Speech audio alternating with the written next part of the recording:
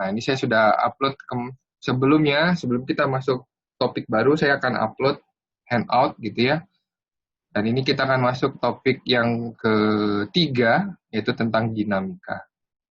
Oke. Jadi itu, kalian bisa download sambil melihat. Sekarang kita akan menggunakan handout 6 ya, sambil kita menggunakan handout 6. Lalu sesuai dengan SAP ya. Jadi kita di pertemuan ke-6 bahasnya tentang ini, diagram benda bebas, statika, katrol, analisis gerak benda dengan katrol. Kemudian besok masuk gesekan ya, analisis gerak bidang datar. Jadi ini saya kuisnya akan saya lewati dulu karena saya mau kita pahami dua pertemuan ini dulu ya. Dua pertemuan ini berarti setelah itu baru kita akan buat kuis lagi. Oke, fokus kita yang ini dulu ya. Fokus kita yang ini dulu. Dari ini pun kalian sudah pernah dapatkan kan, jadi mengulang kembali. Sambil dibuka handout-nya, jadi bisa dilihat di sini dinamika ya. Sekarang kita masuk topik dinamika. Oke.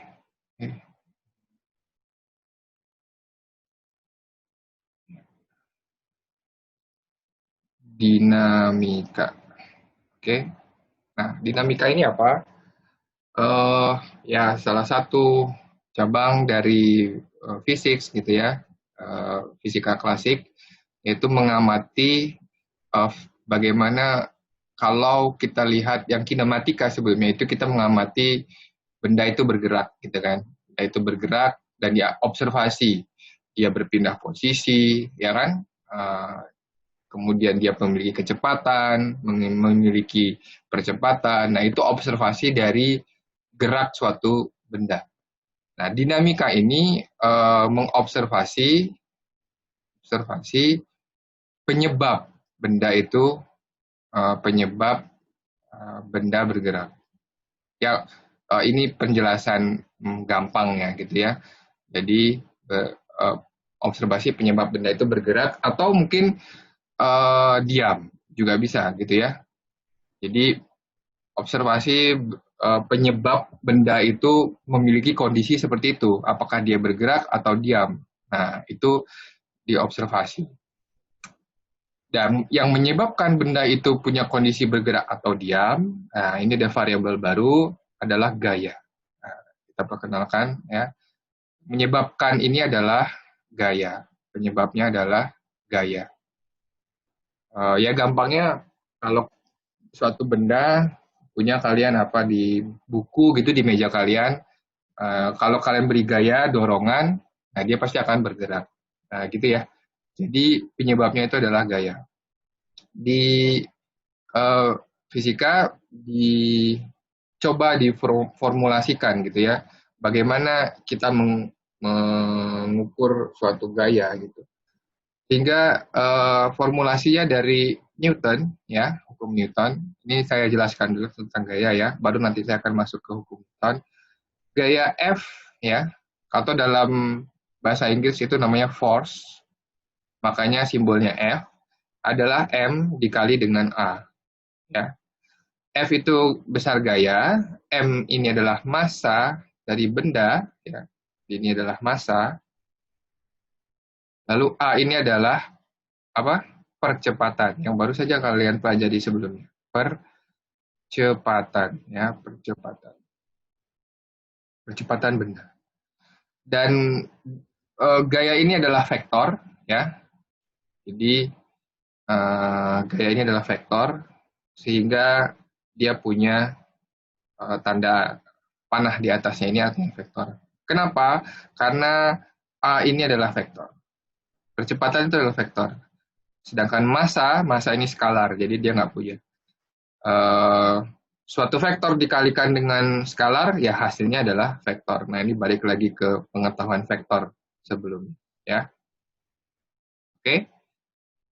Nah, ini adalah gayanya. Ya. F ini adalah gaya. Kemudian satuannya apa? Nah, satuannya kalau kita lihat dari SI, ya, satuan SI berarti M itu adalah kilogram dikalikan dengan A. A itu adalah percepatan, meter per second kuadrat. Nah, ya, meter per second kuadrat. Atau, nah ini untuk mengenang penemunya, jadi diberi simbol N atau Newton, ya.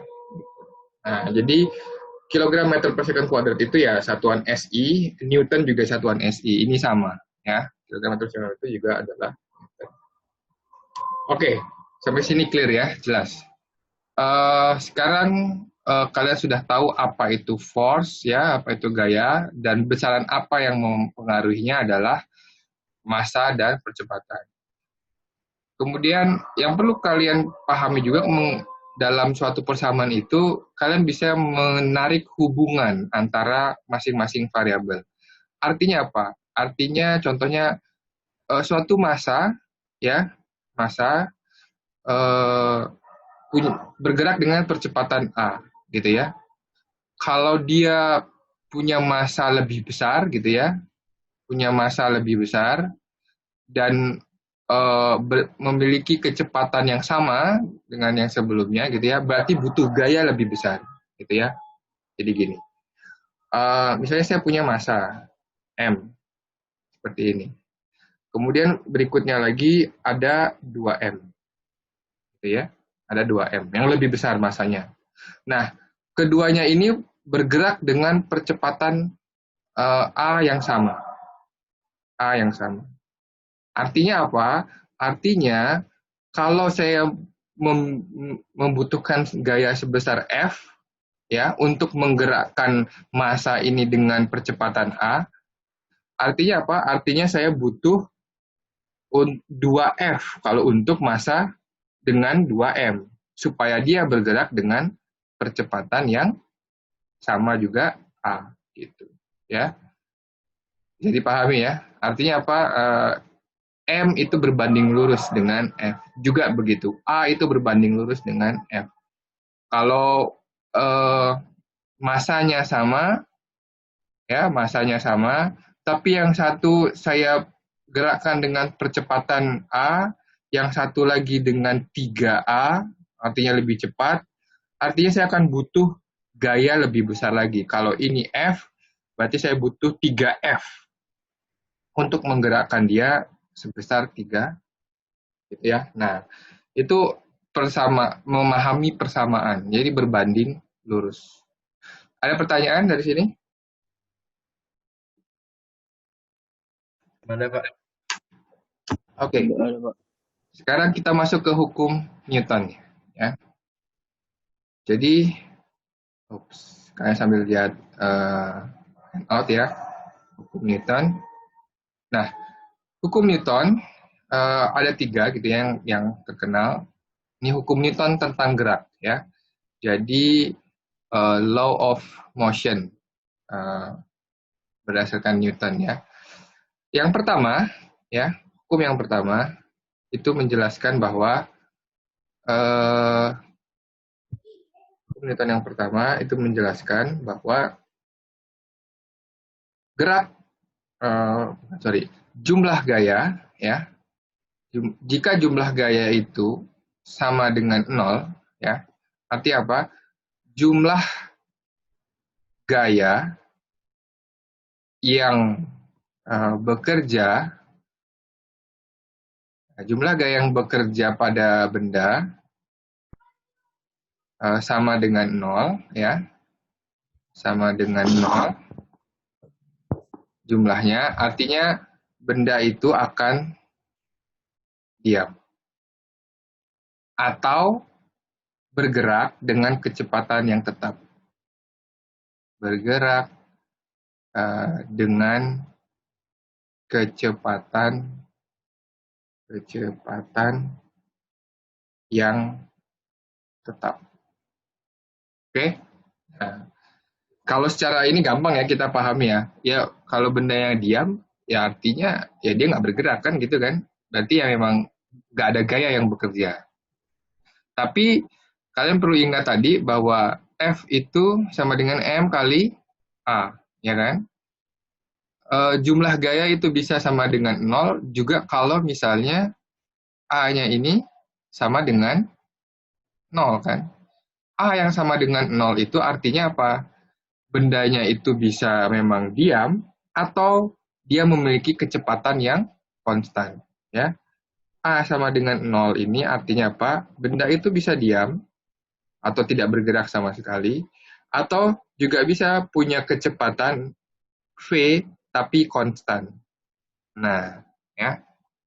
Jadi artinya apa? Kalau kalian punya benda yang bergerak, kecepatannya tetap konstan gitu ya.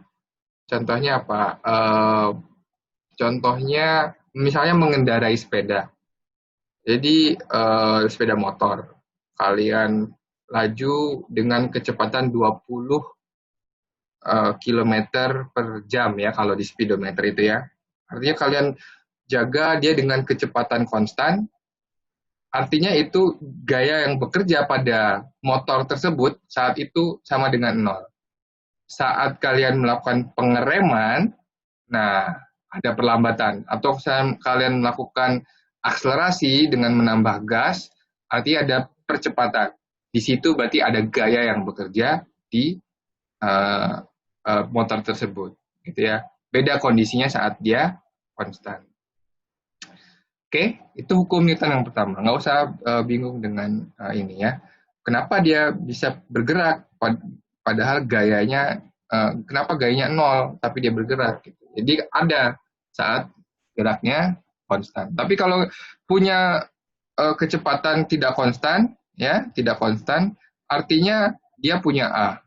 Dia punya A. Kalau punya A berarti gayanya ada yang bekerja di situ, ada nilai, ya.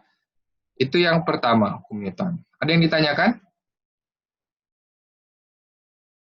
Oke, kalau ada. Yang kedua, nah ini sama dengan penjelasan saya yang sebelumnya, bahwa gaya itu adalah massa dikali dengan percepatan. Jadi, kalau suatu benda bisa saja gaya yang bekerja pada benda tersebut tidak hanya satu. Makanya di sini jumlah gayanya ya itu sama dengan massa dikali dengan kecepatan, ya.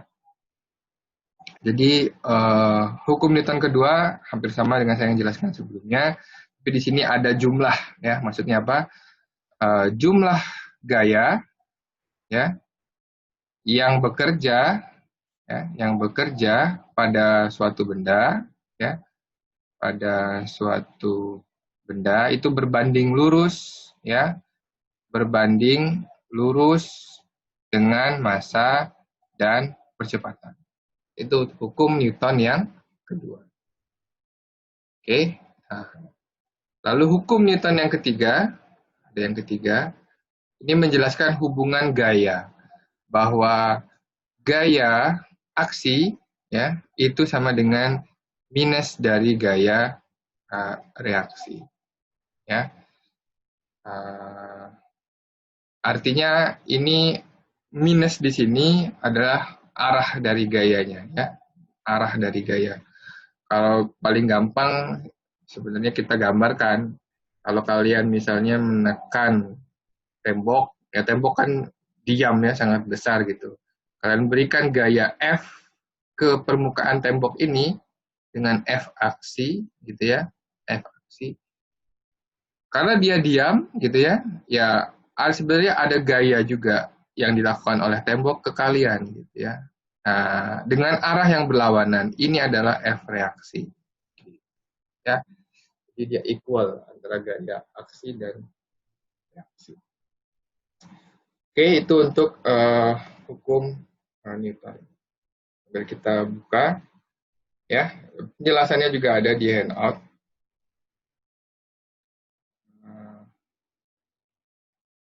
Saya ini lagi. Nah, ya, hukum Newton yang ketiga itu F aksi sama dengan F reaksi. Nah, hukum Newton kedua ada massa kali percepatan. Ya.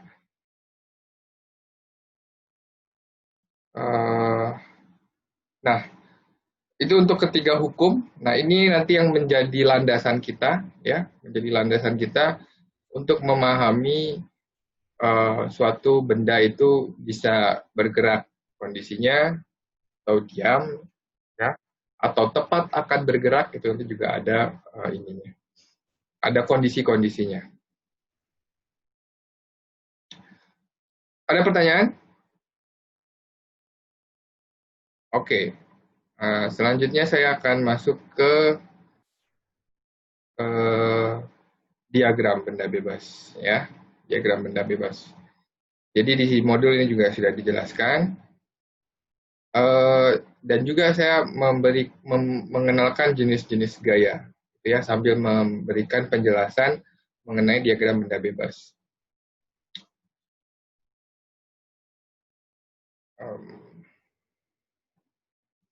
Masuk ke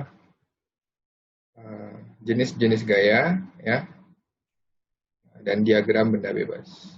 Diagram gaya lah kalau ini, ya. Diagram gaya. Anggaplah saya memiliki suatu benda seperti ini, ya. Seperti ini. Nah, sesuai tadi yang perlu diingat bahwa gaya itu apa? Gaya itu adalah massa dikali dengan kecepatan. Nah, dalam kondisi yang diam ini, dia memiliki massa M. Oke? Dia memiliki massa M. Saya taruh dia di atas meja, benda ini meskipun diam, tapi dia karena berada di bumi, dia mengalami gaya tarik gravitasi. Yang mana gaya tarik gravitasi itu dipengaruhi oleh percepatan. Karena apa? Ada percepatan gravitasi G. Percepatan gravitasi. Ini nilainya sering kita bulatkan bahwa G itu sama dengan berapa? 10 meter per second kuadrat. Ya, meskipun lebih tepatnya itu 9,8 meter per second kuadrat. Kalau di geofisika bahkan itu lebih detail lagi, kita sampai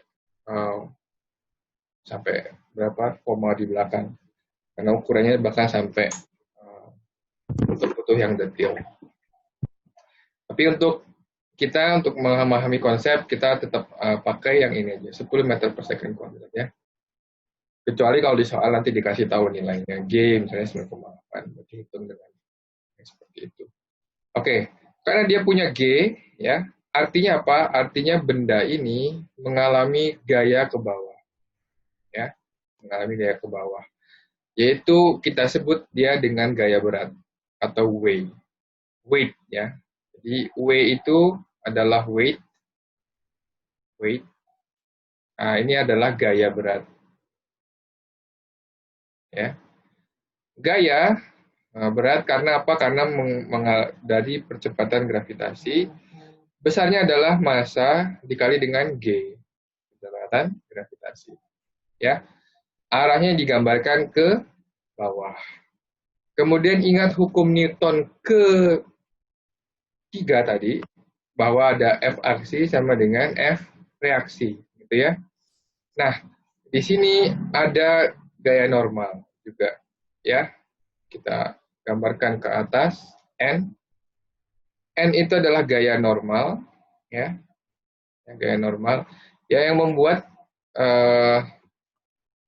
yang besarnya kalau pada kondisi ini adalah reaksi dari si W-nya, gitu ya, kalau kita pandang seperti itu. Kemudian yang perlu diingat bahwa gaya normal ini, ya, gaya normal ini selalu tegak lurus dengan bidang gerak. Nah, gerak ya, gerak sih, bidang gerak. Nantinya apa? Kalau saya taruh di meja seperti ini, ya, geraknya massa M ini kalau saya beri gaya ya cuman ke kanan dan ke kiri, gitu ya. Jadi kalau saya angkat, gitu ya. Nah, berarti di sini bidang dia berada itu yang ini kan. Nah, yang ini bidang dia berada. Sehingga apa? Tegak lurus dari bidang, dia ke atas N, gitu ya. Dia ke atas N. Ini tegak lurus bidang atau arah normal dari bidang. Nah, itu perkenalan jenis-jenis gaya N. Ya. Ada pertanyaan? Nah, besok nanti Belum, ada Pak. tambahan. Oke.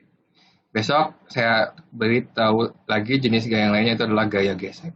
Sekarang kita masih mau fokus ke gaya berat dan gaya normal. Nah, ini kondisi-kondisi seperti ini. Tapi kalian lihat di ini ya, di handout. Sekarang kalau misalnya gayanya seperti ini gitu ya, kayaknya letak bendanya seperti ini. Jadi benda ditaruh di tembok, tapi ditahan dengan gaya F. Nah, ditahan dengan gaya F. Diagram gayanya digambarkan seperti ini. W-nya tetap ke bawah, ya, karena gravitasi kan ke bawah, bukan ke mengikuti bidang. Nah, yang mengikuti bidang itu adalah normal. Nah, jadi gambarnya digambarkan seperti ini. W, yang ini N. F-nya ke sini. Gitu ya. Kemudian, kalau bidang miring bagaimana? Kalau bidang miring, W juga tetap ke bawah, N-nya tegak lurus dengan arah normal, searah dengan arah normal dari bidang atau tegak lurus dari bidang. Ini F, gitu ya. Nah, begini kita menggambarkan diagram benda bebas. Diagram benda bebas ini akan sangat penting karena apa?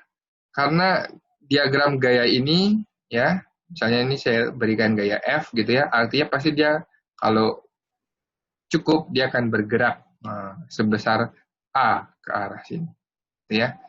Dia akan bergerak arah A ke sini. Karena saya dorong dia dengan gaya F ke sini. Nah, ini namanya diagram gaya. Kenapa diagram gaya ini penting? Karena dari diagram gaya ini akan kita transformasikan, kita ubah ini, pemahaman kita terhadap diagram gaya ke persamaan hukum Newton. Persamaan hukum Newton. Oke, sekarang lebih konkretnya lagi untuk hukum Newton yang kedua gitu ya. Sekarang kalau saya kasih nilai di sini supaya kalian bisa paham. Misalnya saya punya massa M ya. Kalau contoh M-nya itu adalah 2 kg. Oke. 2 kg. Di sini belum ada gaya gesek ya, belum ada gaya gesek. Jadi ya kalau misalnya saya beri gaya F ya sebesar ini sebuah intro dulu aja deh kalau ada gaya gesek ya. Kalau ada gaya gesek itu nanti geraknya akan ke arah sini, ke arah kiri ini ya, ke arah kiri ini. Gaya gesek berlawanan dari A ya, gaya gesek itu berlawanan dari A. Jangan dulu deh nanti malah bingung ya. Tar, gini. Nah, jadi ini, saya punya kondisi seperti ini. Jadi dia punya massa M 2 kg, lalu saya dorong dia gaya F dengan gaya 10 Newton. 10 Newton. Oke, 10 Newton. Anggap bidang licin. Juga bidangnya licin. Sehingga apa? Kalau bidangnya licin tidak ada gaya gesek. Oke, ini yang kita ketahui. Dari sini kita bisa transformasikan ya pemahaman kita dalam menggambar diagram gaya ini ke persamaan hukum Newton, yaitu bahwa jumlah gaya F itu adalah M kali A. Oke, saya mau evaluasi dulu untuk karena ini ingat ini adalah vektor ya, jumlah gaya ini vektor. Kalau vektor kita hanya bisa apa? Operasi vektor, catatan. operasi vektor. Kalau mau kita tambah, kita jumlahkan, itu operasi vektor penjumlahan pada vektor yang pada arah yang sama, ya kan? Atau maksudnya pada sumbu yang sama. Operasi vektor penjumlahan dilakukan untuk vektor-vektor yang searah, gitu ya, atau vektor-vektor pada sumbu yang sama, pada sumbu yang sama. Oke. Nah, di sini kita bisa anggap bidang X-Y-nya seperti ini. Ke sini X, ke sini Y. Oke. Sehingga kalau ini yang bisa saya lakukan apa? Saya cuma bisa mencari hubungan W dengan N. Ya, karena dia ada pada sumbu yang sama. Sekarang saya evaluasi dulu yang pertama. Saya akan evaluasi sumbu Y dulu. Ya, artinya apa? Jumlah-jumlah gaya yang ada pada sumbu Y itu adalah massa dikali dengan kecepatan. Oke? Nah, di sumbu Y ini, karena bendanya bergerak ke arah X, dia bergerak nggak ke arah sumbu Y? Di sumbu Y dia bergerak nggak? Pertanyaan saya.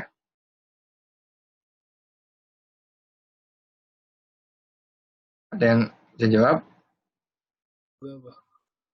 Hah? Kan saya dorong dia F. Bergerak ke arah kanan. Percepatan A-nya ke kanan. Ada punya percepatan ke arah di sumbu Y nggak? Nggak ada kan? Nah, artinya apa? Di sumbu Y ini, percepatan AY di sumbu Y itu sama dengan 0. Artinya apa? MA kali Y ini sama dengan 0. Jadi, saya tahu bahwa jumlah gaya-gaya itu sama dengan 0. Sama dengan 0. Sekarang yang saya bisa jumlahkan itu gaya-gaya yang ada di sumbu Y saja. Nah, konvensinya adalah biasanya vektornya itu dinyatakan dengan arah plus minus kalau untuk gaya ini ya.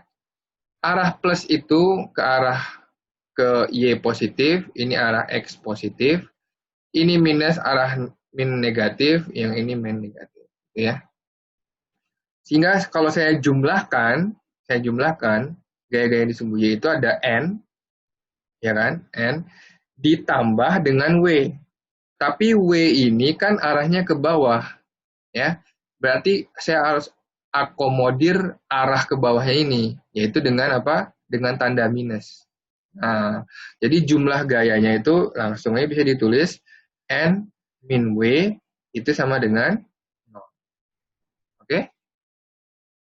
Nah, karena apa? Karena di sumbu Y-nya dia diam.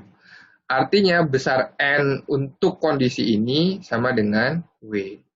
Kalau ditanya berapa N-nya, berarti itu juga sama dengan kita mencari gaya beratnya, yaitu M dikali G. Nah, berarti berapa? 2 dikali 10. Berarti 20 Newton. Oke?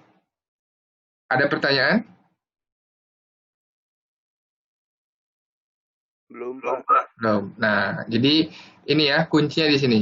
Setelah menggambarkan diagram benda bebasnya atau diagram gayanya, kita akan evaluasi dia menggunakan hukum Newton untuk menuliskan persamaannya. Lalu setelah dapatkan persamaan, kita cari solusi. Nah, flow-nya seperti itu.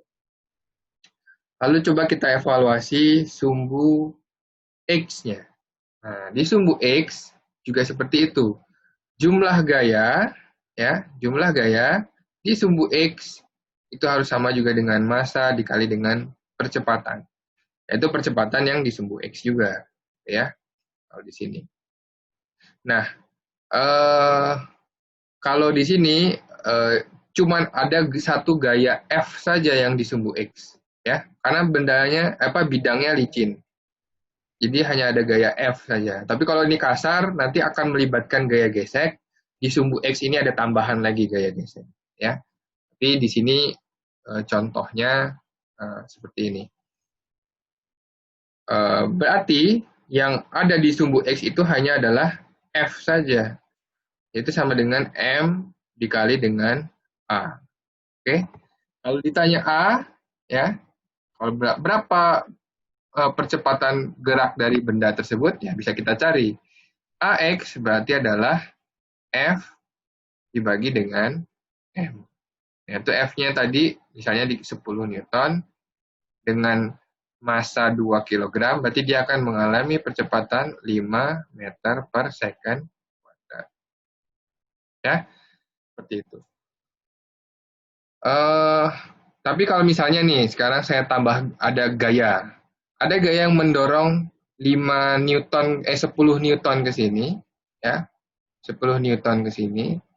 Lalu ke sini 15 Newton. Nah, sekarang kita punya dua kondisi yang lain. Jadi ada F1, ada F2. Ya. Ada F1, ada F2.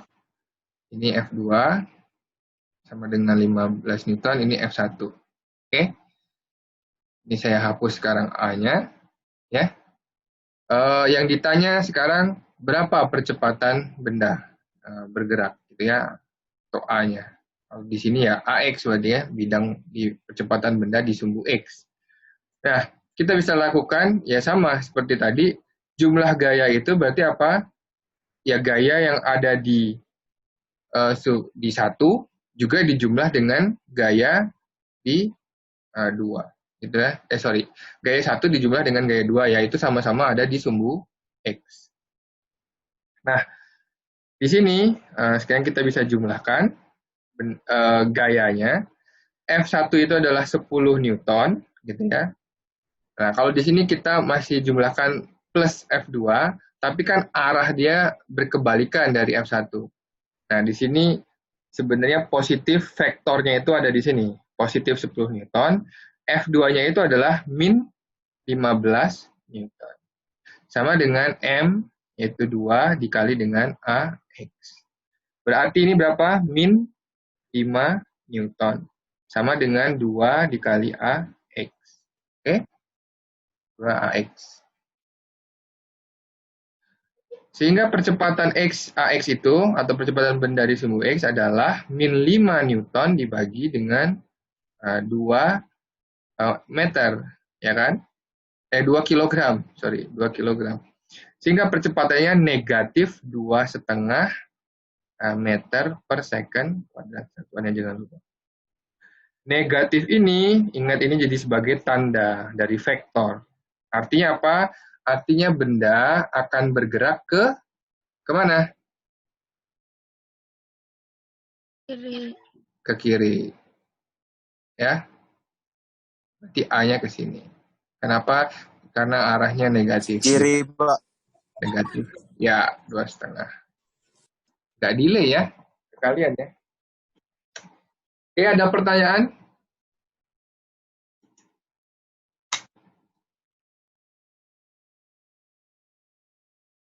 Belum, Pak. Bisa ya, dipahami ya. Kalau ada yang nggak paham, nggak apa-apa bertanya. Belum ada, Pak.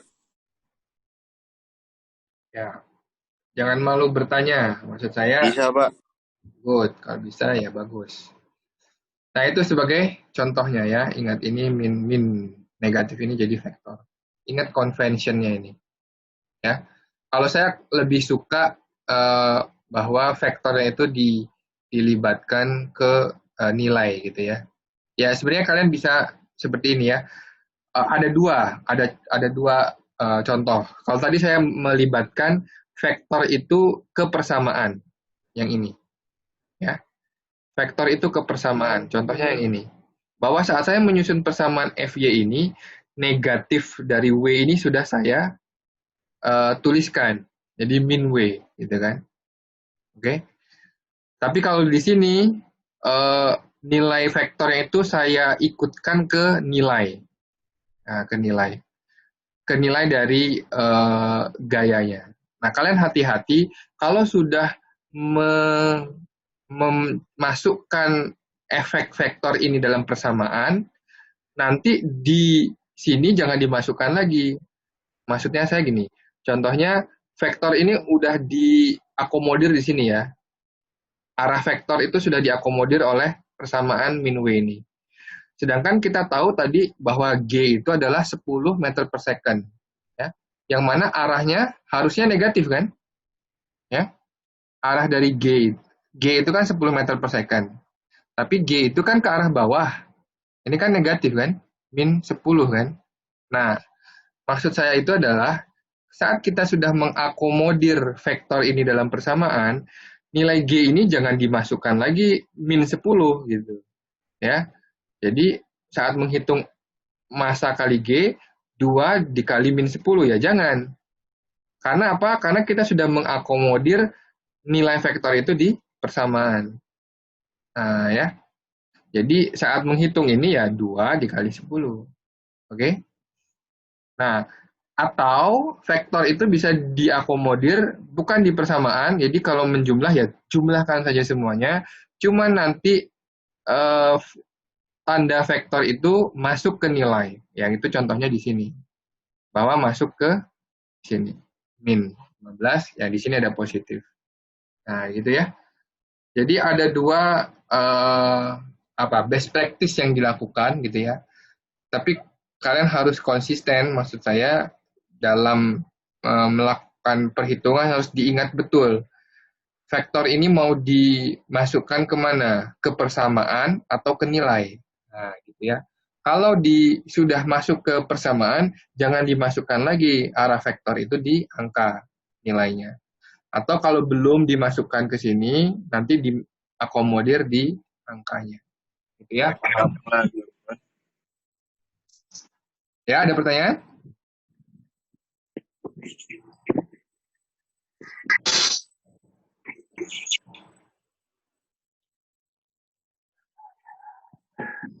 Oke, kalau nggak ada, saya lanjutkan ya. Kita masuk ke apa berikutnya. Oke, tali dan katrol. Nah, ini ada dua jenis gaya lagi. Jenis baru lagi ya. Ada tali sama katrol. Jadi, ini untuk kondisi ideal. Maksudnya adalah kondisi di mana kita tidak memperhitungkan ada gesekan dan massa dari katrol di sini. Gitu ya. Jadi, katrol itu hanya sebagai pembelok gaya, ya, dan dia licin sempurna, tidak memiliki massa juga. Ya, jadi dia hanya sebagai pembelok dari gaya. Kemudian kalau kita menggunakan tali, ya, tali ini sebagai medium dari penerus gaya yang sempurna, tidak elastis dan juga tidak bermassa.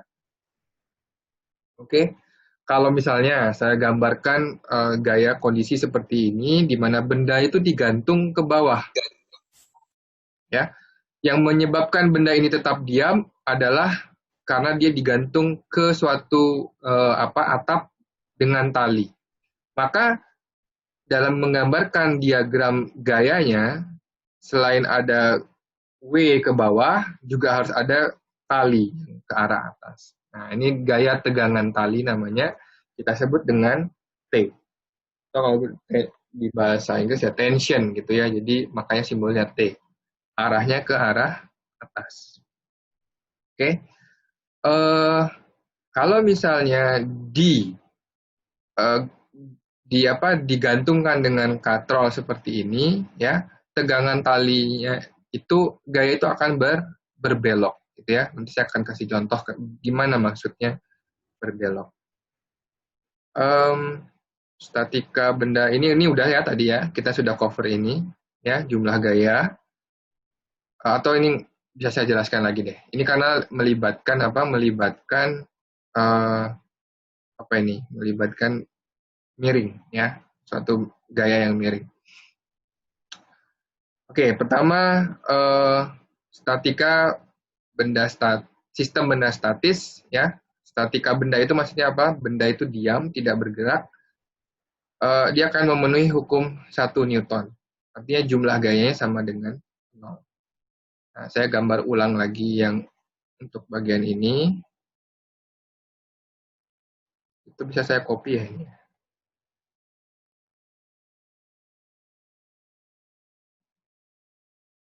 Oh, jelek.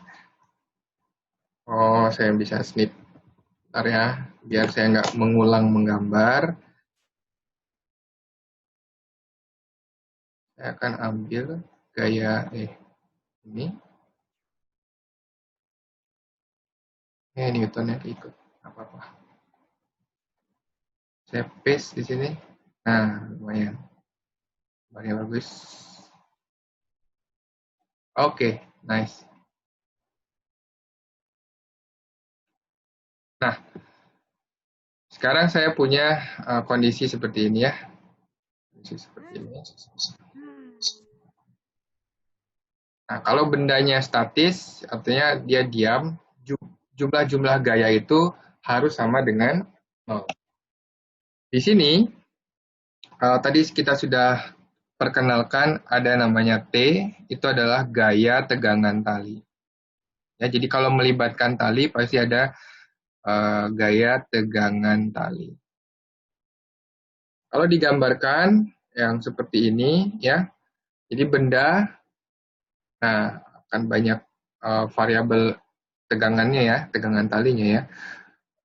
Benda ke bawah ini akan mengalami gaya gravitasi, tentunya akan punya W, ya, akan punya W di sini. Akan punya W, yaitu adalah gaya beratnya. Kemudian benda satu ya, ini kalian harus mengidentifikasi, jangan digabungkan. Ini benda satu ya, dan ini kondisi sistem yang lainnya. Ini kondisi atau sistem 2, yaitu percabangan tali.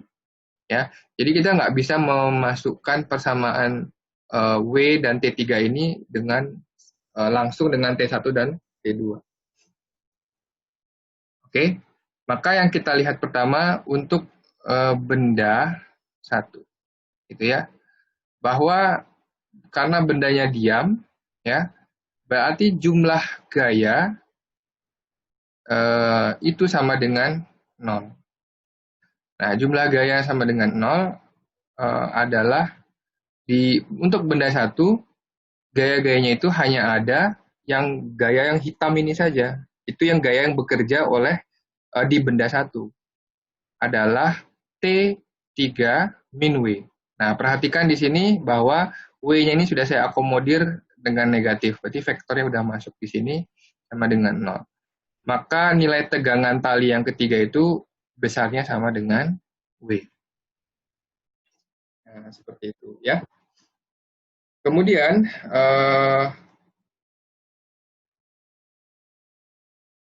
untuk yang berikutnya,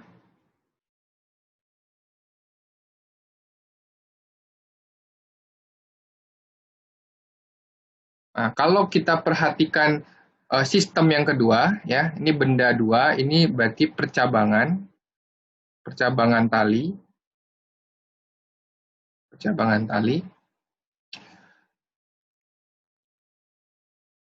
Yang saya lupa katakan satu lagi bahwa gini, kalau suatu benda, ya, yang di sini, sorry, saya lupa katakan, ini saya copy dulu deh, ini khusus untuk tegangan tali ya, khusus untuk tegangan tali.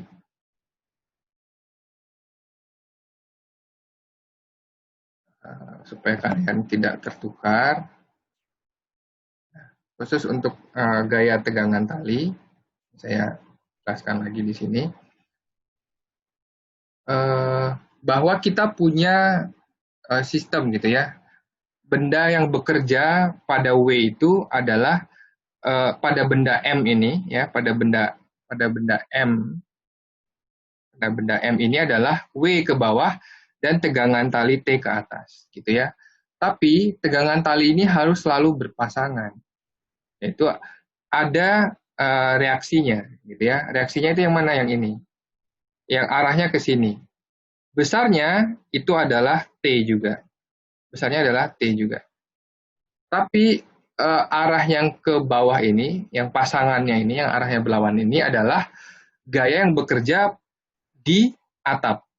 Nah, ini yang si mana? Yang si gaya yang ini itu adalah gaya tegangan tali tapi yang bekerja pada atap. Pada atap. Maksud saya atap itu yang bagian yang ini ya gitu ya. Ini atap. Sedangkan ada juga tegangan tali yang ini adalah gaya tegangan tali yang bekerja pada benda M. Nah, gitu ya.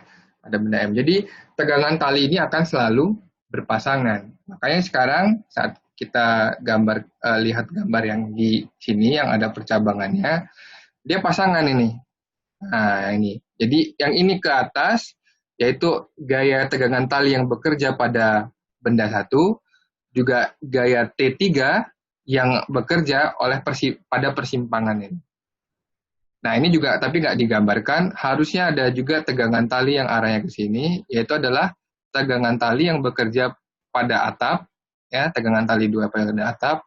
Yang ini juga ada tegangan tali 1 pada atap. Ya, jadi dia bercabang seperti itu. Berpasangan seperti itu, ya. Berpasangan kalau tegangan tali itu. Nah, dalam mentransformasikan diagram ini ya ke persamaan, ya, mentransformasikan diagram ini ke persamaan, kita tidak boleh mencampur kalau gayanya yang bekerja pada benda satu jangan dicampur dengan gaya pada persimpangan atau gaya pada atap. Ya nggak bisa. Yang bisa kita perhitungkan adalah gaya-gaya yang bekerja pada benda yang sama dan juga pada sumbu yang sama. Gitu ya. Pada sumbu yang sama. Sampai sini ada pertanyaan nggak?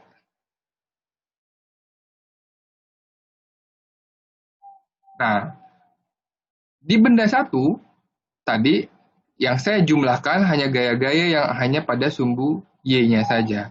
Karena gaya W dan T3 ini ada pada sumbu Y. Sekarang kalau untuk yang sistem nomor 2, ya, ini benda M lah misalnya ya.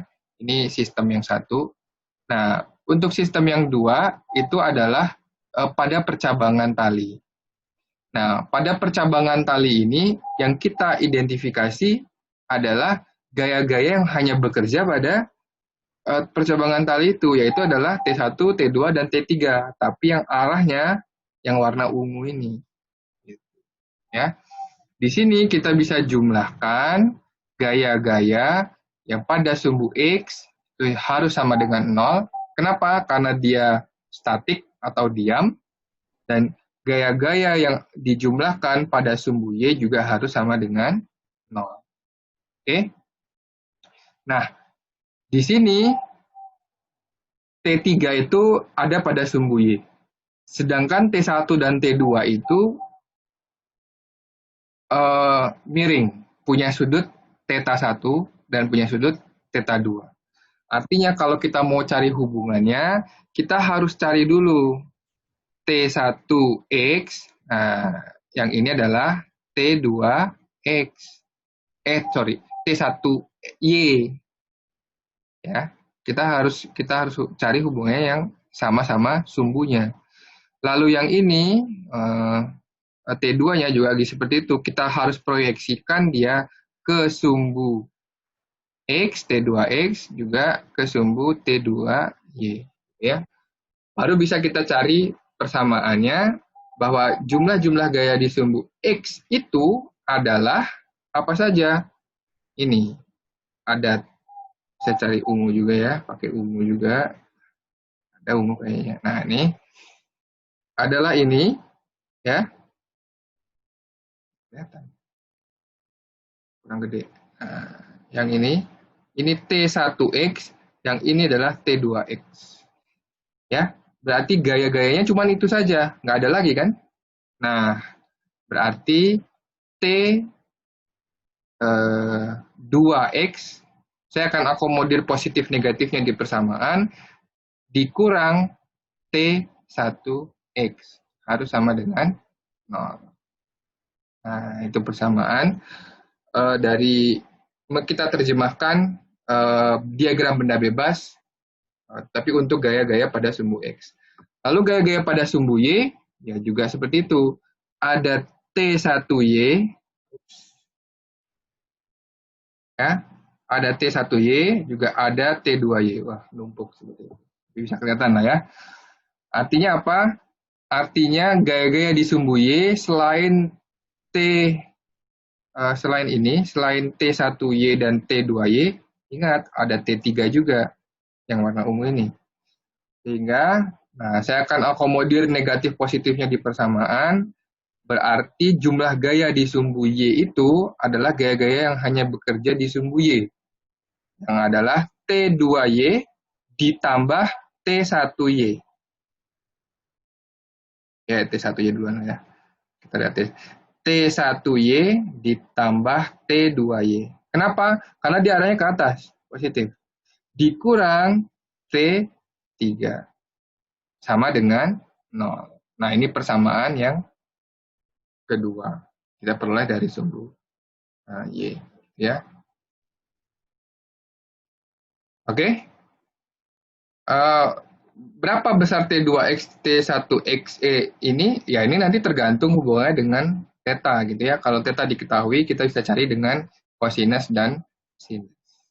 Oke? Tapi untuk menerjemahkan dari gambar ke persamaan, nah seperti ini langkah-langkahnya. Yang perlu jadi catatan pertama adalah yang pertama, ya, saya summary-kan. Yang pertama,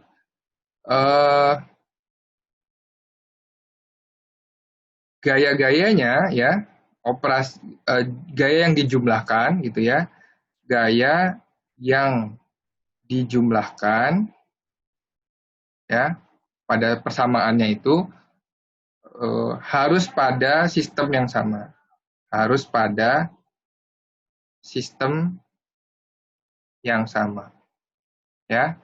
Jadi ya saya hanya menjumlahkan gaya-gaya yang hitam ini aja, yaitu gaya-gaya oleh benda M. Saya nggak mencampur adukkan dia dengan yang gaya yang ungu ini. Kenapa? Gaya yang ungu ini punya gaya dari percabangan tali. Oke. Lalu yang kedua, kita evaluasi ya. Evaluasi tiap sumbu.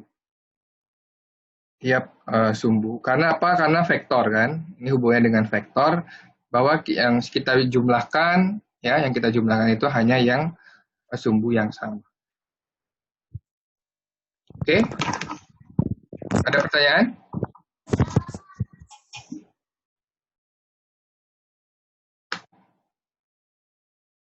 Kita balik lagi ke handout kalau seperti itu. Nah, ini ada analisis benda untuk gerak benda dengan katrol dan tali. Ini saya bisa langsung coret di sini ya, atau saya copy jadi. Saya mau akan jelaskan langsung dari sini sehingga kita enak, saya langsung nulis lagi. Setelah ini selesai pembahasan, langsung kita ke soal kali ya. Nah, ini singkat aja, kalian pasti akan mudah karena sudah saya singgung sebelumnya tadi tentang arah dan vektor. Sekarang saya punya kondisi sistem seperti ini, di mana ada benda 1 dan benda 2, M1 dan M2. Oke. Sebelum masuk ke persamaan, ya, ke persamaan ini, yang harus kita lakukan apa? Kita harus buat dulu diagram benda bebasnya. Oke? Diagram benda bebas. Nah, diagram benda bebasnya digambarkan seperti ini. M1 itu tetap akan mengalami gaya berat ke bawah, gitu ya.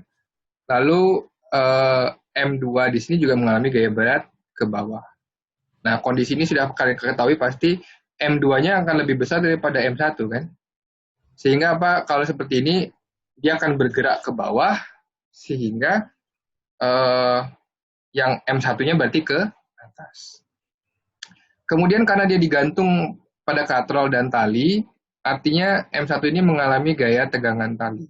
Ya, T ke arah atas. Ingat dia kan ini sebenarnya bercabang ya, berpasangan ya. Berarti sebenarnya ada juga T dari si katrol yang arahnya ke sini. Nah, ada T katrol juga. Tapi ingat rules-nya tadi bahwa gaya yang dijumlahkan ya dalam persamaan itu harus pada sistem yang sama. Maka saya nggak akan mencampurkan dengan arah T yang ke bawah ini gitu ya. Jadi kita hanya evaluasi oleh M1 dan oleh M2. Kemudian sekarang setelah digambarkan, baru kita terjemahkan gambar ini ke persamaan. Karena dia bendanya bergerak, berarti berlaku hukum 2 Newton, yaitu jumlah gaya adalah massa dikali dengan percepatan. Oke? Jumlah gaya adalah massa dikali percepatan. Nah, ini untuk benda yang satu. Tuliskan di sini, jumlah gaya hukum 2 Newton adalah massa kali percepatan. Kita perhatikan di sini, jumlah gaya pada M1 itu adalah W1 dan T. Gitu ya, W1 dan T. Nah, saya akan akomodir arah vektornya di persamaan, sehingga yang positif itu ke atas, yang ke bawah itu negatif. Berarti yang positif apa aja untuk benda satu, yaitu T dan A. Sedangkan W1-nya itu adalah negatif. Gaya-gaya pada sumbu pada benda satu, gaya-gayanya adalah T dikurang dengan apa? W1. Sama dengan M dikali dengan A. Ya. Massa 1 tapi ya ini ya, sorry. M1 ketekan. M1 M1 dikali A. Oke. Dan perlu diingat, A-nya ini benda satu dan benda lain kan terhubung. Berarti kalau M1 ini bergerak ke arah atas, M2 ini bergerak ke arah atas, ke bawah, dengan percepatan yang sama. Tapi arahnya berbeda. Kenapa? Dibelokkan oleh si katrol ini. Ya. Dibelokkan arah gayanya, atau arah geraknya, dibelokkan oleh katrol. Nah, balik ke persamaan kita, untuk T min W1. Mencari W1 berarti min M1 kali G. Ingat G-nya nggak usah saya kali minus lagi. Kenapa? Karena sudah saya akomodir di arahnya di sini. Gitu ya. Lalu M1 dikali A. Nah, ini arahnya positif A, gitu ya.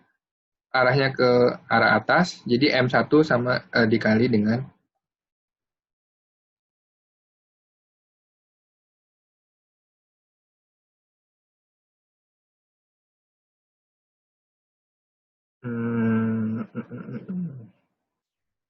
Oke, gini. Ini catatan yang lainnya juga ya. Bahwa F itu kan massa dikali dengan percepatan, ya, massa dikali dengan percepatan. Artinya kalau saya mau pakai convention, ya, kalau saya mau pakai convention negatif positif, misalnya positif, ini negatif, itu bisa, gitu ya. Bahwa F-nya yang ke arah kanan positif, F arah kanan positif, arah kanan positif. Bisa seperti itu. Atau convention positif negatif ini juga bisa kita asosiasikan dengan arah percepatan, gitu ya. Artinya apa? Artinya kan kalau bendanya itu bergerak ke arah kanan, ya, dengan percepatan A.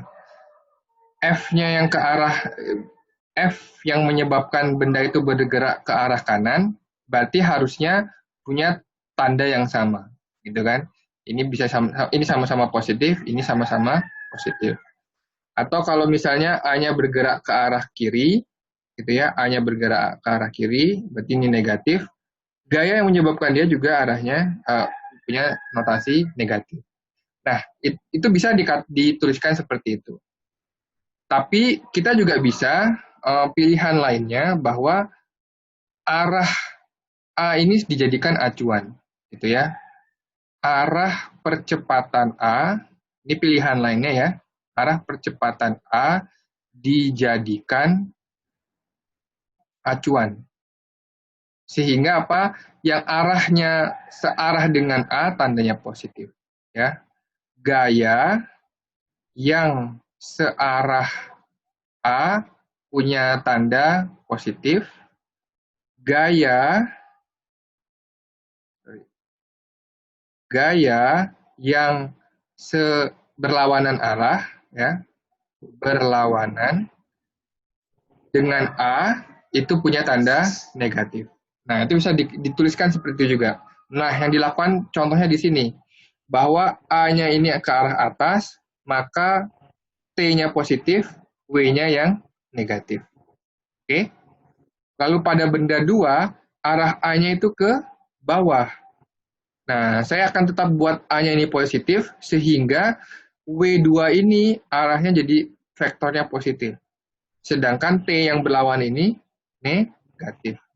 Gitu. Ya. Kalau kita substitusi persamaan ini, maka kita akan dapatkan hubungan seperti ini. Dan kita bisa cari bahwa percepatan dia bergerak itu adalah perbandingan massa, ya, M2 kurang M1 dibagi jumlah M1 plus M2 dikali dengan G. Ya. Begitu kita membentuk persamaannya. Tapi kalau mau konsisten ke seperti bahwa yang positif ke atas, yang negatif ke bawah, bisa juga. Persamaan ini kalau kita gunakan seperti itu, berarti artinya apa? Yang positif itu adalah T, yang negatif itu adalah A dan W2. Kalau kita tuliskan persamaannya berarti jadinya akan dapatkan hasil yang sama juga. T, ya kan, min W2 sama dengan M2 dikalikan dengan min A. Gitu kan? Kenapa min A? Karena A-nya ke bawah. Maka kita akan dapatkan persamaan T sama dengan apa? W2 dikurang dengan M2 kali A. Gitu kan? Persamaan yang ini juga kalau kita teruskan, kalau kita cari T, berarti apa?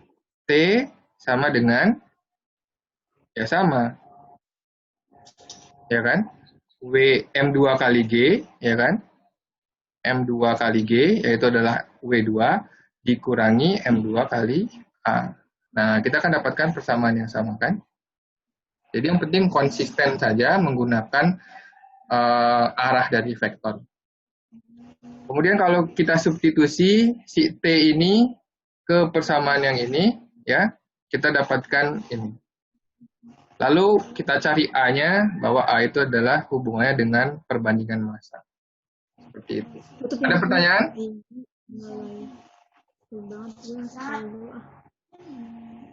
Itu, habis mau ngapain? Ada apa? Sartika, ada pertanyaan?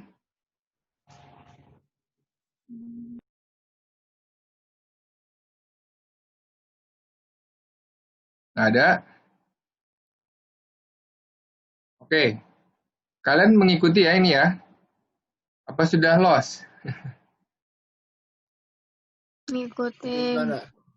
Ini ya, good. Kita ke modul lagi berarti apa? Ya, sudah. Tinggal soal. Ada soal latihan juga di sini. Yang relevan itu, ini mau saya jadikan PR aja ya. Ini nanti jadi PR. Sekarang kita coba ke soal latihan. Ini sudah saya upload juga. Kita coba kerja. Nah, ini ada pertanyaan-pertanyaan ya. Jadi kalian bisa latihan juga. Saya mau mencoba yang nomor 1 ya. Nomor 1. Oke.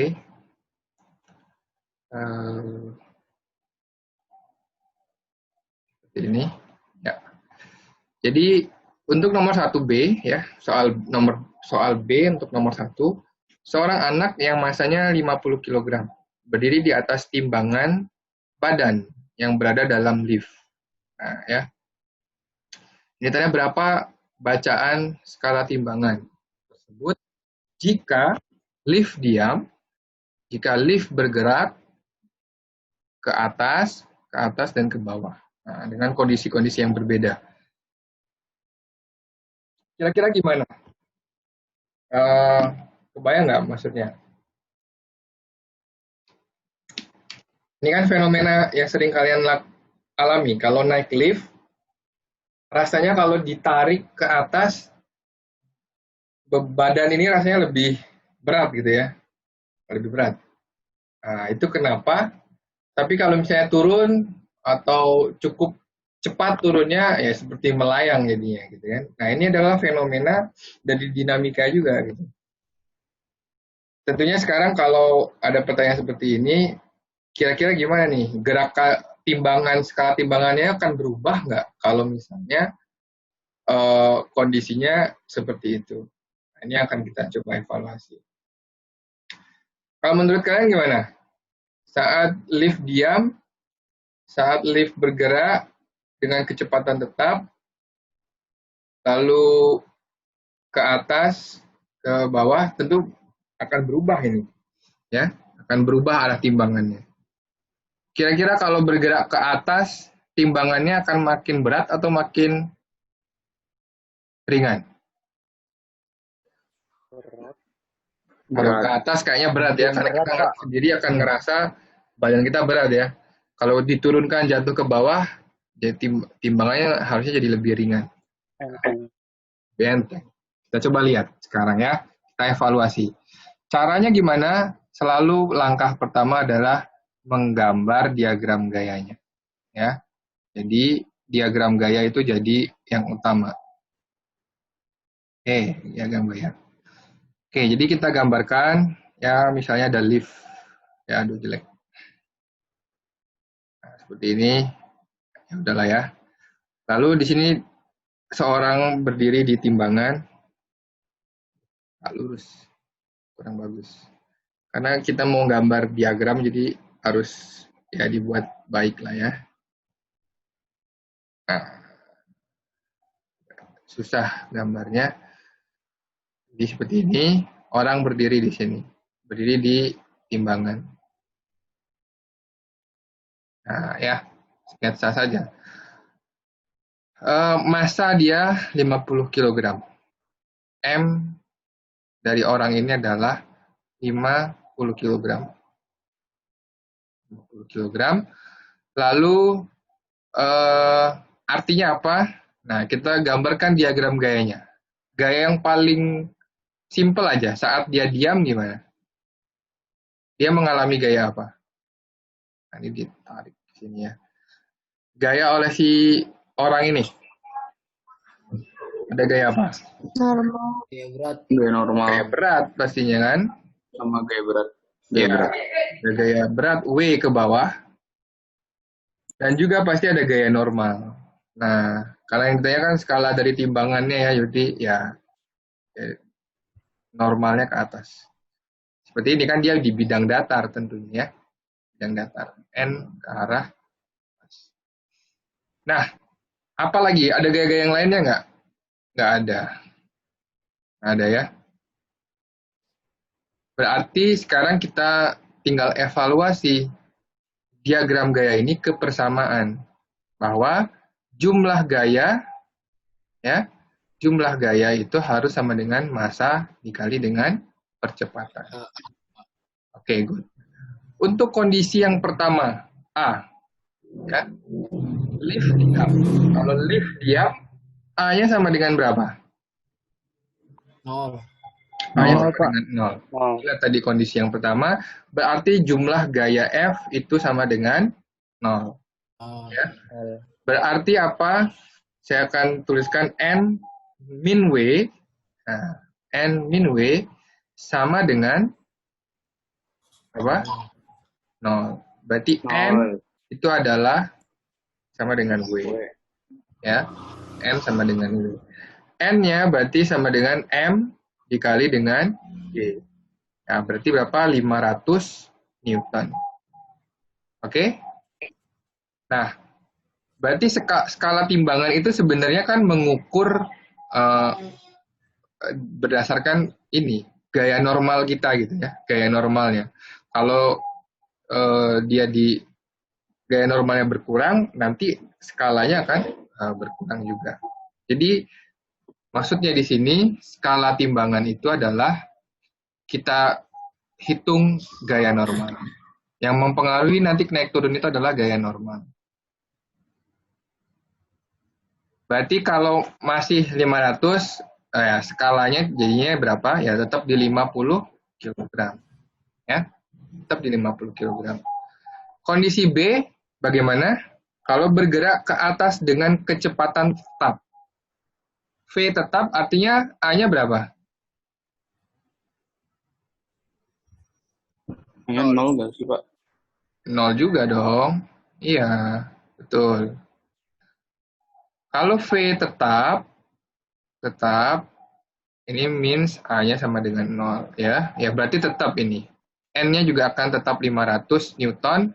Skala timbangannya juga akan tetap 50 kg. Good.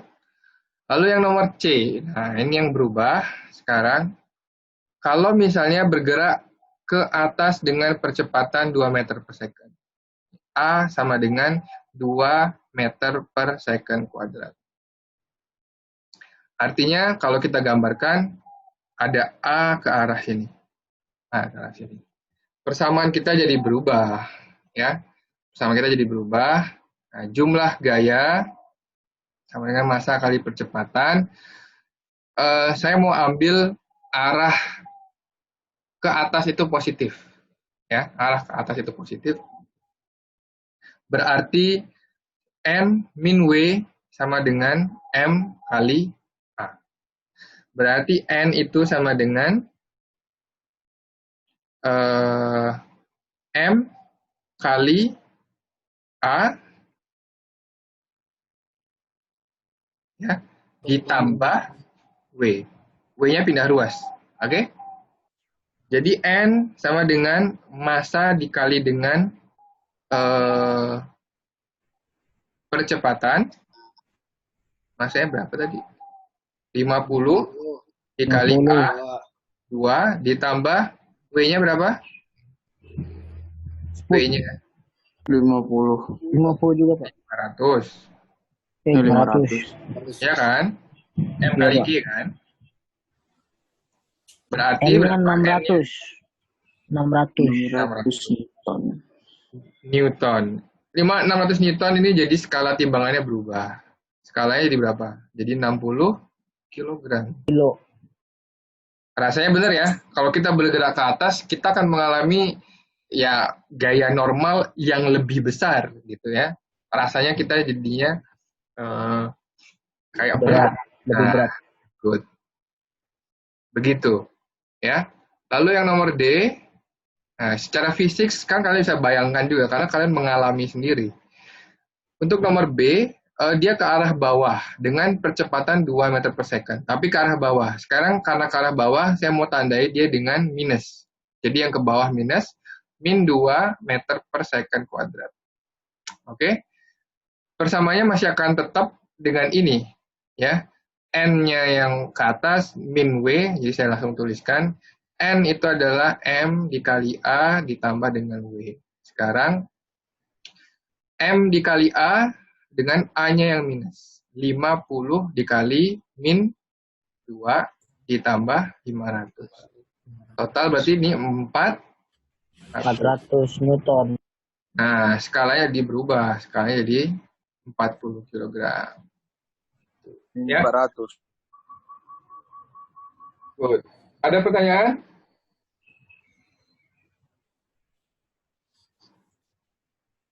Tidak ada, Pak. Bisa dipahami ya? Nah, daripada diet, mending gini aja, naik turun lift. Nanti timbangannya berubah. Oke. Coba kita lanjutkan lagi soal yang lain lah ya. Mau yang mana? Satu soal lagi bisa nih.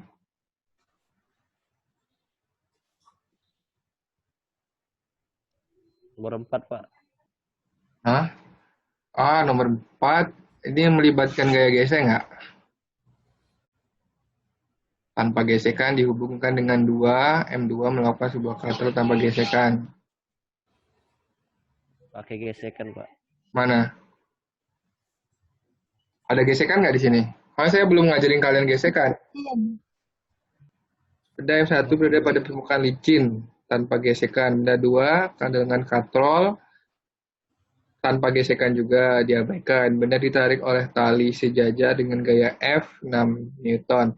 Sehingga benda 2 memiliki percepatan ke bawah. Berapakah A gaya tengah pada tali, B sudut B. Nah, oke, coba ya. Ingat rules-nya.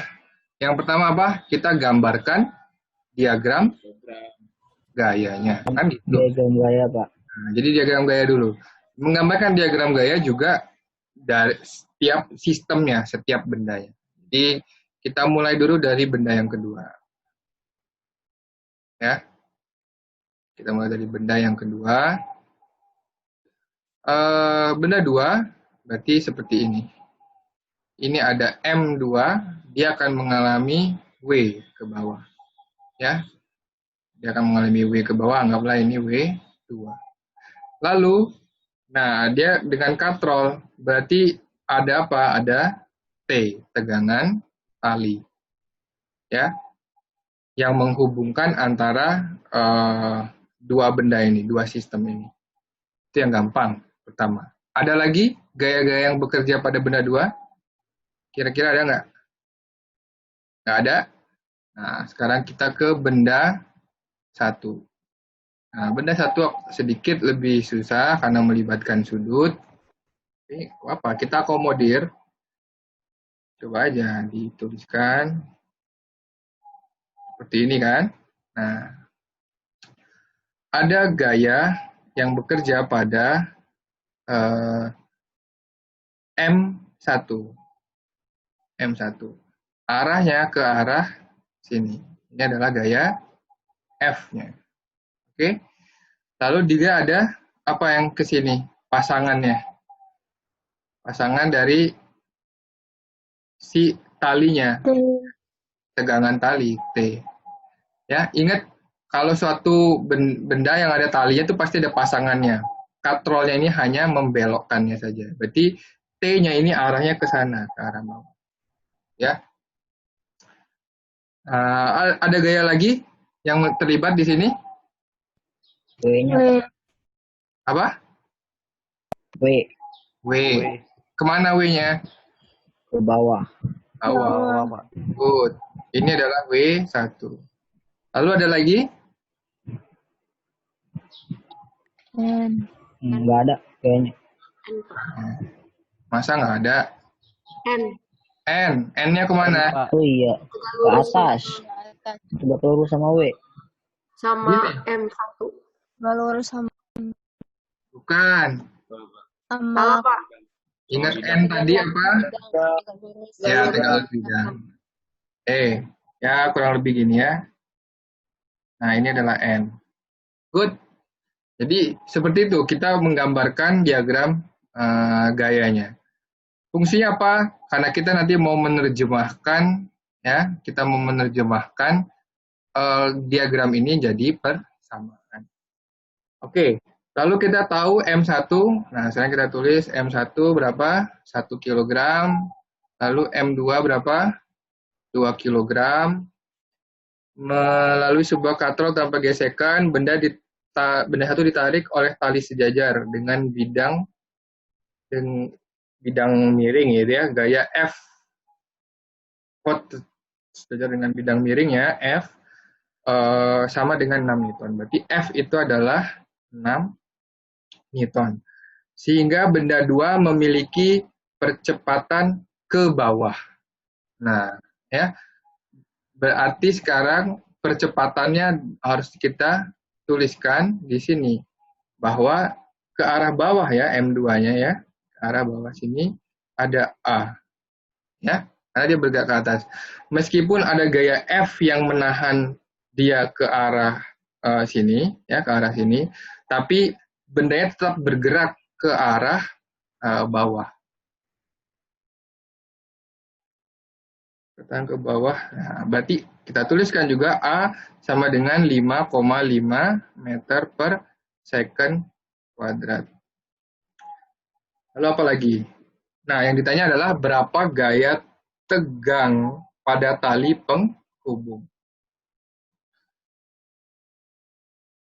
Kalau tadi teknik yang kita lakukan di handout 6 yang di atas tadi, ya sama-sama seperti ini. Kita harus cari hubungannya antara T dan juga A di sini ya. Dan juga A. Yang bisa kita cari T pertama itu adalah dengan benda 2 ini. Kenapa? Karena kita sudah tahu W, kita sudah tahu A, maka dengan hukum Newton kedua, kita bisa cari hubungannya untuk menghitung T. Ya. Kalau untuk benda 1 akan terlalu susah, karena bendanya miring, percepatannya sudah tidak kita ketahui juga, gitu ya. Berarti kita akan evaluasi benda 2 dengan persamaan Newton jumlah gaya di sumbu Y tentunya, di mana dia bergerak, itu sama dengan massa dikali dengan percepatan. Oke. Gaya-gayanya yaitu adalah W2 dan T. Nah, sekarang mau pakai convention arah vektor gimana? Mau yang positif negatif atas bawah atau searah atau berlawanan dengan percepatan. Itu akan menghasilkan hal yang sama. Kalau lebih mudahnya mungkin kita pakai percepatan ini sebagai acuan. Jadi W2 ini akan jadi positif ya, karena searah dengan A. Jadi W2 ini akan positif karena searah dengan, sedangkan T-nya negatif. Berarti saya akan tuliskan W2 positif min T karena berlawanan dari arah gerak A sama dengan M2 dikali dengan A. Oke. Lalu, karena yang ditanya apa? Tegangan tali kan? T. Sedangkan W, M, dan A bisa kita cari. Maka T itu sama dengan apa? Ya, ini pindah ruas ke sini, lalu W2 dikurang, ya kan? M2 dikali A. Oke? Ya, sama seperti tadi, lift tadi itu juga kan? Tegangan talinya sama dengan gaya normalnya yang tadi kita hitung di lift. W2 itu adalah apa? M2 dikali dengan G. Ya, di sini ditulis pakai G 9,8, tapi kalau untuk mempermudah ya kita pakai 10 aja sekarang. M2 dikali dengan A. Oke. Berarti tinggal dihitung sekarang. M2-nya berapa?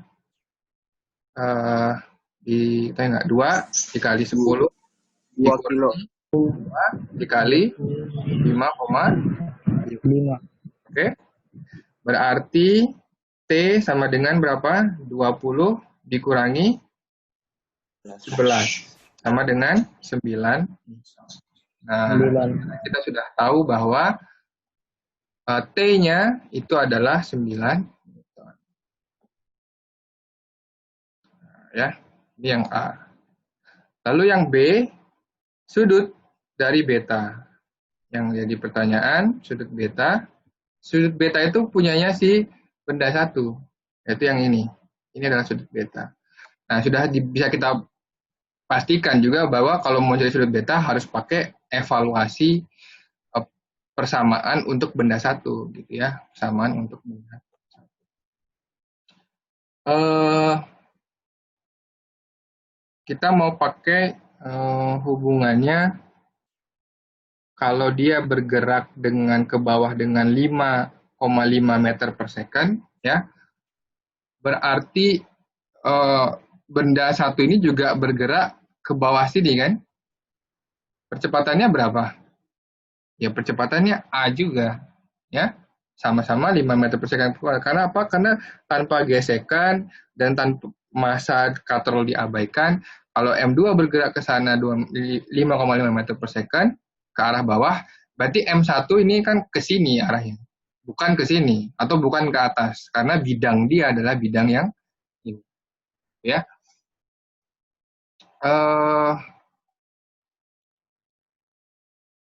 Seperti itu. Lalu mencari sudut beta, kita tuliskan dulu persamaannya, ya.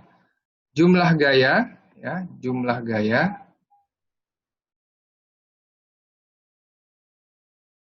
di sumbu. Nah, berarti N itu sebenarnya sama dengan ini ya. Nilai N itu kan yang ini nilainya, ya. Searah dengan bagian yang ini, yaitu bagian W yang punya sudut beta. Kalau beta yang ini, ya, kalau saya tarik garis lurus ke sini, ya, kalau saya tarik garis lurus ke sini, bisa kita pastikan bahwa sudut ini juga beta. Coba aja, ya. Karena apa? Karena W ini memotong tegak lurus bidang yang ini memotong yang ini, ya.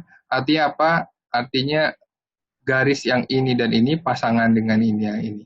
Berarti ini juga beta, ya. Jadi bisa kita lihat. Sehingga apa? Kita bisa proyeksikan W1Y-nya. Nah, ya. W1Y-nya itu yang ini. Yaitu adalah apa? Hubungannya dengan W1 dengan bidang yang ini. Maka saya akan, kalau saya gambar lagi segitiganya, ya. Segitiga yang ini. Nah, ini sudut beta. Lalu yang ini adalah W1. Oke? Ini adalah W1. Dibentuk oleh sisi yang sampingnya ini. Nah, ini adalah W1 Y-nya lah saya anggap. W1Y gitu lah ya. Itu bagian yang ini. Ini adalah W1Y.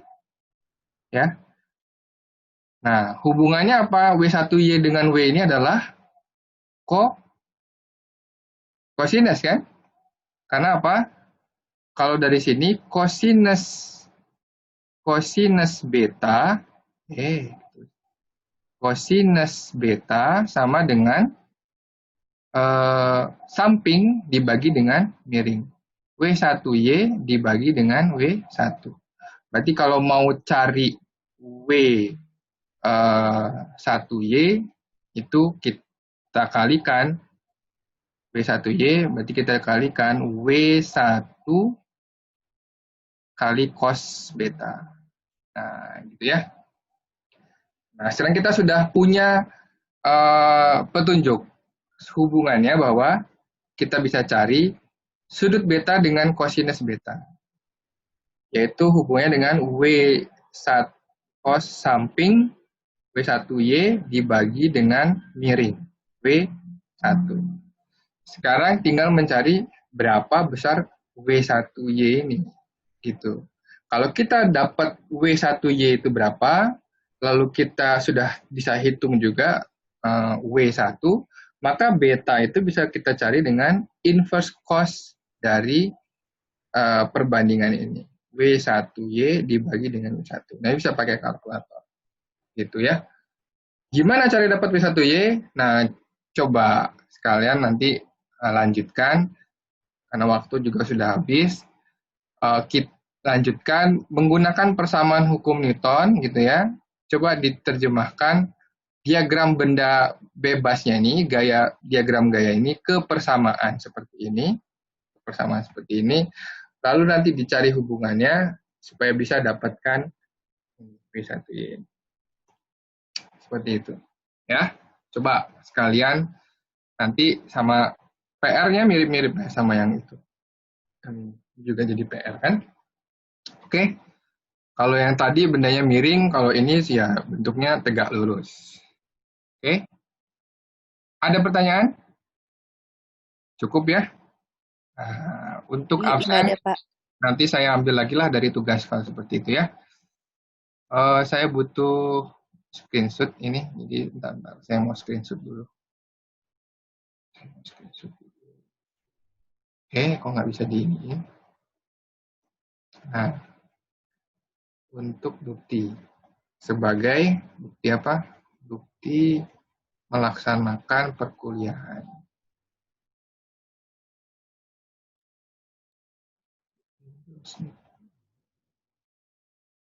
Ya. Oke, nice. Oke, kalau nggak ada, cukup. Nanti saya update lagi di Google Classroom. Ya, pas lah ya. Tadi kan mulainya juga terlambat. Terlambat 5 menit. Nanti kalian lanjutkan lagi untuk mencari sudut betanya. Oke, kalau nggak ada lagi, cukup sekian. Terima kasih. Assalamualaikum. Ya. Pak, mau nanya, Pak. Ini saya Randy, Pak. Tadi saya lupa tulis NIM-nya, Pak. Jadi cuma nama saya, aman ya, Pak? Absen. Absen nanti dari tugas lagi, Randy. Oh ya, lupa, Pak. Makasih, Pak. Barusan saya bilang. Ya, Pak, maaf. Nggak dengerin berarti. Nah, cukup ya.